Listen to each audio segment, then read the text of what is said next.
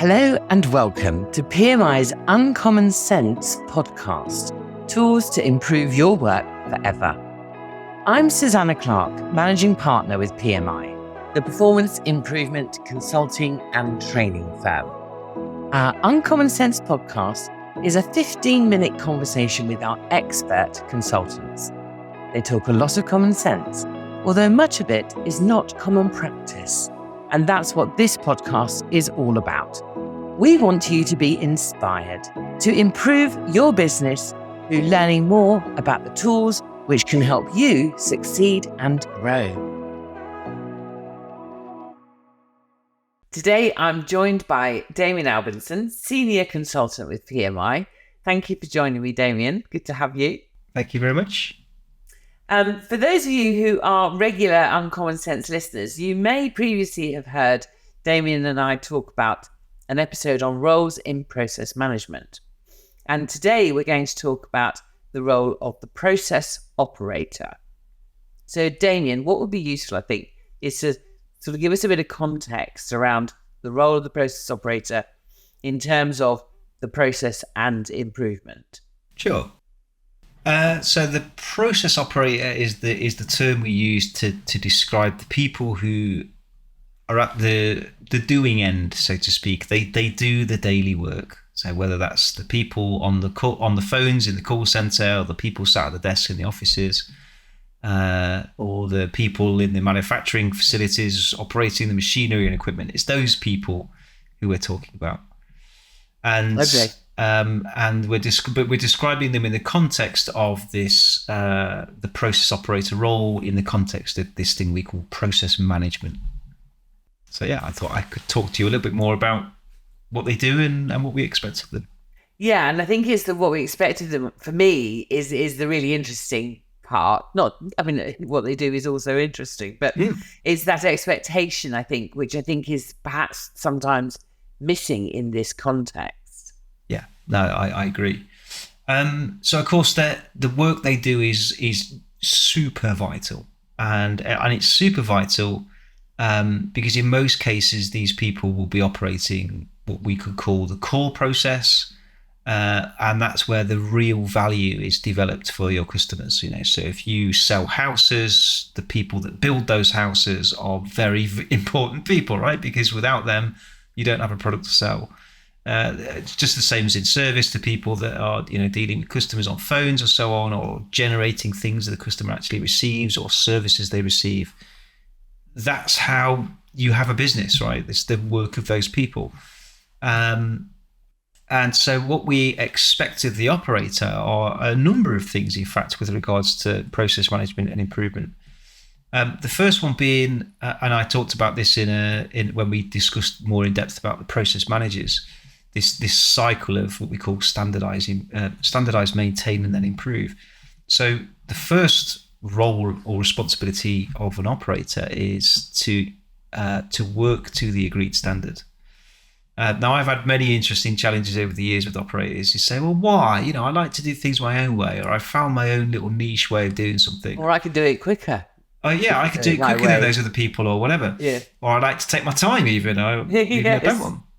And the answer is whether that matters or not. It comes to the classic, it depends.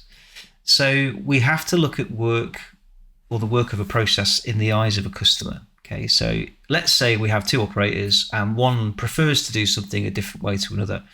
If there's no effect on the output, i.e. the output of their work and the outcome of that work, if the customer says, I can't tell the difference, it's had no impact on me in terms of time or quality or safety or risk or anything like that, we could say, okay, we can let them be flexible. We can allow that flexibility to exist. We don't need to standardize that and force one of them into a certain way of doing something. It's when it does matter that it becomes more of a challenge. Okay, so one person might prefer to do it a certain way, but that might then later on be regarded as a defect, an internal defect at least, or maybe it's slower. And if we're looking for efficiencies, we might say, well, we know there's a quicker way because someone else has demonstrated it.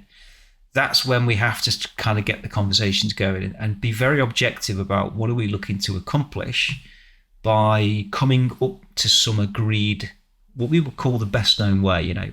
What's the best way collectively of doing that work today? And finding those parts that really do matter and making sure that we've got a very good, clear standard for that, so that there is consistency, that people do follow it, a certain technique. And usually I find if people understand the connection between doing it that way, because if we don't, we then risk something like time or quality or safety. If operators have that understanding of the why component, they generally will then follow that standard. They understand why it's there. Mistake many businesses make is when they impose standards on the operators and just expect them to follow it because it's the rule. If there's no logic behind why that's there, people then think it's okay to circumvent that, do it their own way, find a better way. And then, of course, that's when problems start to creep back in. So that's the first, one of the first objectives for a process operator, to help to work to those standards, or maybe to help us create them because they don't exist. And I'm interested in your comment about if two operators do it differently, but it's absolutely the same outcome for the customer, then you might not worry about it. But it does then mean that later on, should you want to improve something, well, which one are we improving? And you're still at some point going to have to overcome the single way of doing something, aren't you? Not necessarily. So it's down to one of these.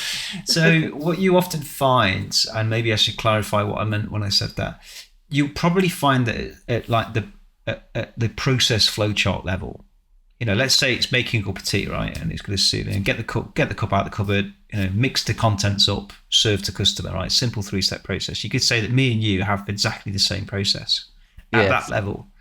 But when we look into the detail, the way that you mix the contents together, you might put the milk in first, then the tea bag, then the water. I might do it in a different pattern, right? Okay. Now, we might do that just because we find that easier, or it's how we remember. But if the customer of the cup of tea in this case says, I couldn't tell the difference between Susanna's or Damien's cup of tea, why should we then try and agree some standard? We have consistency at the high level. Our steps 1, 2, 3 are the same. We have variability at the real task level, but here we're saying it doesn't really matter. In most cases, you'll find those differences do matter. They do cause some undesirable effect. But that's looking at it more from a pessimistic view. If you look at it from the optimist view, when we explore those variations of how we both do it, we can probably, and especially if there's actually several other people that also make cups of tea, we can find what we call the best known way. So it might be that you've got a really clever way of, opening a new bag of tea bags that takes you like half a second, right? Whereas I faff around for 15 seconds trying to find the edge of the cellophane or something. You go, no, actually, I've got this technique where you twist the box and it just pops out or something. You go, right, now I know there's a better way. I'm going to adopt that into my practice. So people, if you involve operators in the right way, engaging them around this idea of standardization, treat it as it is, as in what it should be, which is to explore and find this best known operating practices. It's beneficial to everybody to get involved and do that because everyone's going to take something from it. And if you do have those more stubborn people that are saying, I just want to do it my way though, because that's what I've gotten used to, then we can have that more objective conversation that says, okay, the reason we want you to adopt this alternate version is because there are errors with your methods, that we've measured that we can quantify. It's not just an opinion. So so it all gets quite interesting. It is interesting. So you were saying that's the first thing to consider. Yeah. So so that's one of the. So the other one is to help improve, or to help the process improve. Now, any operator that's doing any job where there's a degree of repetition, where they do, they might not do the same job over and over and over again, especially in service type businesses, but they would come to approach the same task, usually in some repetitive nature, whether that's once a week or twice a month or something, or maybe more regular than that. Repetition is going to give them the opportunity to reflect and theorize about improvement. And I would imagine that virtually all people naturally do that. You do something several times and you find a slightly better way of doing it. You might be a little short, it might be something very subtle. If we're not careful over time, those slight variations can keep building and building and building to the point at which then we get this this disparity between two or more operators, which can then start leading to undesirable outcomes in the process, like customer complaints or variations in our performance metrics and so on. But if we encourage people to share those, or share them as ideas, it says, look, I think I found an even slightly better way of doing this particular thing, putting the tea back in the cup or something. If we test that and conclude that it really is better than the current standard we have or have had, then we should update the standard. We've just found a better way of doing it. So that's continuous improvement. And then we might need to train that out to all the other people that do that task. And then that becomes the new benchmark from which we try to improve from. So we're constantly locking these improved ways in and then trying to build off that, which is very different to saying to a group of 15 people that do the same job, oh, just try and find better ways of doing it. If you do, crack on. Because then then you're back to variation again. You're back to, by definition, you don't have a standard and you're no better off than those organisations that never had standards in the first place, which is actually quite common. So in terms of leading operators, what would your advice be to anyone who is looking at a group of people that they're responsible for, those people who's doing the work, in terms of engaging them to take on that role of the process operator? I think it's start by helping them to appreciate what is the process that they operate, because it's not always obvious. People just come into work and do stuff, it just seems complex, especially where it's not very repetitive. So I think the first step in there is starting to figure out, using various mapping techniques and models, what is our process that we operate, what's it comprised of, who's the customer of it, what do they really want us to generate on their behalf, which therefore that brings a sense of importance to certain aspects and not so much to others. And then that encouragement of improvement, I think. So there's helping them to recognize the importance of why we would want a standard at all. Because often people, if they don't understand it, it can feel like this, it's just another rule on top of the many other rules and policies that we're governed by. It can seem like, here's management telling us what to do again. If you speak to the more cynical people, they might take that stance. But in truth, I always look at standardization as not something that we should be scared of or run away from or think it's just for the quality department to deal with, or it's just for the satisfaction of external audits when we get those. I think that's the very old-fashioned view of having them. And I think the process management perspective on standardization itself is far more optimistic, and it's a mechanism to help us maximize the improvements we can make. At the same time, borrowing best practices from each other, sharing our learning. I can't see any reason why people would not benefit from doing it. Brilliant, Damion. Thank you so much. It's been great talking to you again. I've enjoyed our conversation. It's been really good. Excellent. Very good. Thank you. Speak again soon. Thank you so much for joining us. You can find more episodes of our Uncommon Sense Tools to Improve Your Work Forever in our Knowledge Hub on our website, or, of course, your favourite podcast platform.